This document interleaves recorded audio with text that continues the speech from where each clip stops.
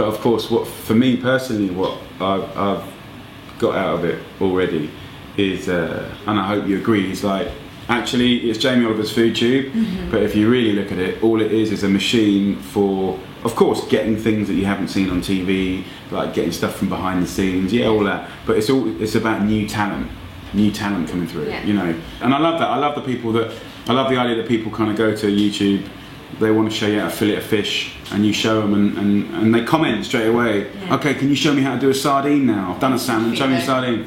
So it's very, and if you look at the numbers, like the people that I bring on the channel, they do as well as I do. Yeah. So it's not like, oh, there's Jamie, yay! And who the hell are they? You know, it's kind of like. And I love that Gennaro's in it as well. Yeah. That's great. Yeah, they love Gennaro. Yeah. And he's crazy. Yeah. You know, he's just cooking. Here I am in the kitchen.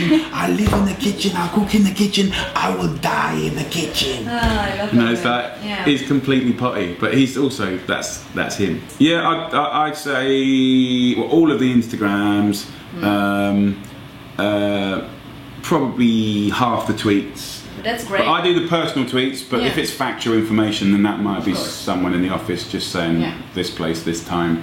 And then Facebook is a probably 50-50, the same sort of thing. But yeah, no, I'm very much involved in it. And I think ultimately, it's more about like getting to know your audience.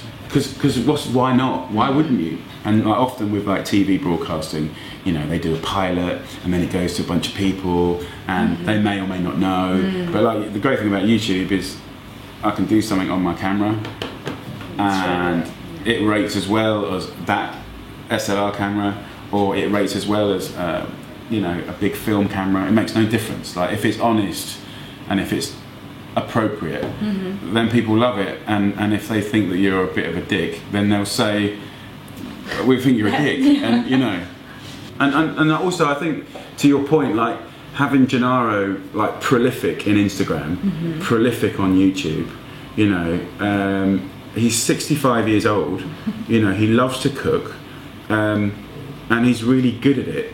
I love, you know, I love it when it's kind of, you don't have to be like a celebrity chef per se, or a certain age, or, you know, I think he's just the man as he is, and love that. Sometimes people will comment. I generally read most of my comments on Instagram, so generally all of them. That's unique. Yeah, I do. A lot of chefs well, I think it's interesting. It's not an ego trip. It's like you do, you don't. You okay, fine. And if it's general comments, I just kind of let it follow its pattern. But if it's someone just being a dick, I'll just comment, or if they're incorrect, I'll set them straight. I'd say half of my Instagram people that I follow, I've never met, ever. Just inspiration. And I just find them interesting and quirky. They're not all chefs either. No. Some of them are just like dudes that just live and die beer, you know, and like I went from this guy's feed the other day. I started following, and then he took the picture of when it says you're being followed by Jamie Oliver. He took a picture of that and then put the honest, and he did this whole beautiful speech about why would I follow his feed, and then I had to sort of say, well, the reason I'm following your feed is because that moment was amazing, and the way you got that, and I can clearly see you love to do food. I'm just interested, you know. Just because you're on TV doesn't mean you're not interested in people. The reason I'm on TV is because I'm interested in people. I think when you're a generalist and you're trying to lift the bar, I mean, I can promise you, I don't do anything that's just to be like normal and make a few quid. That's not what I do. If I can make a few quid by like lifting something or making it better or taking it from good to brilliant or shit to good, you know, I'm happy to go from awful to okay. That's, for me, that's a success. Or go from okay to great, or great to fantastic.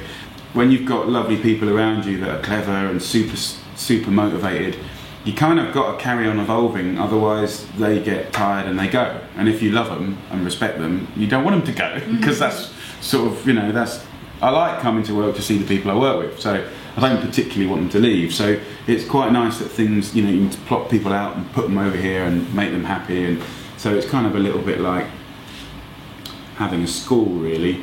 That's a terrible analogy. I don't know what the analogy is. It's like things have got to keep moving. You can't just stop. Even if you want things to stop, you can't just stop.